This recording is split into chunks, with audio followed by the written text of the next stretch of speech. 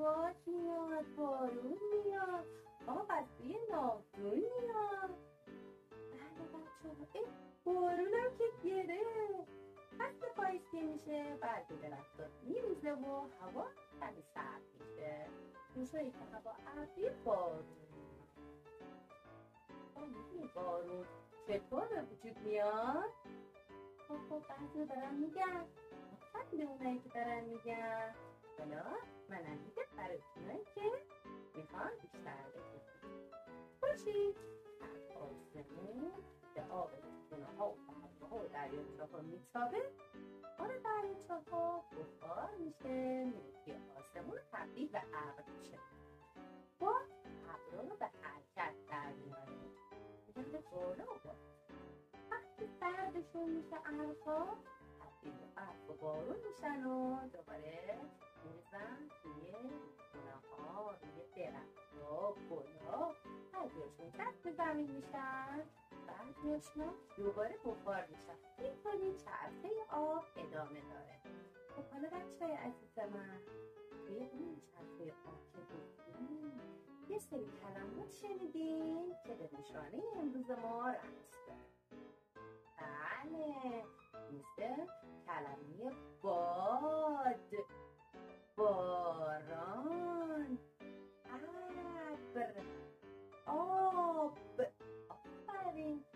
خب حالا بریم با هم دیگه کلمه ها رو یکی بنویسیم. خب شما به من بگین کلمه که اینجا داریم میبینیم باد کجاش اومده؟ آفرین. آب اولش اومده. کلمه بعدی باران کجاش اومده؟ بله. آن. تو کلمه ابر کجاش اومده؟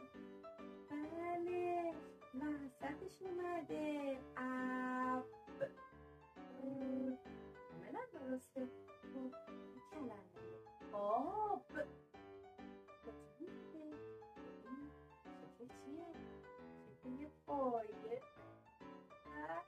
آخر اومده. خب حالا من اسم نشانه هاشو بگیم و یاد.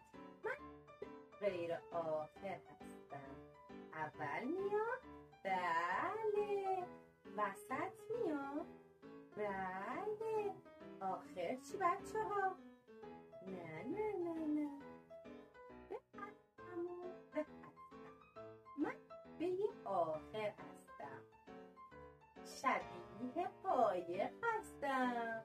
آخر میام همیشه، به غیر از این نمیشه. خب حالا شما یه سری کلمات بگین که آخر داشته باشه. آفرین. کتاب. دیگه چی؟ اوی چه همه دارن میگن. آفرین به شما ها.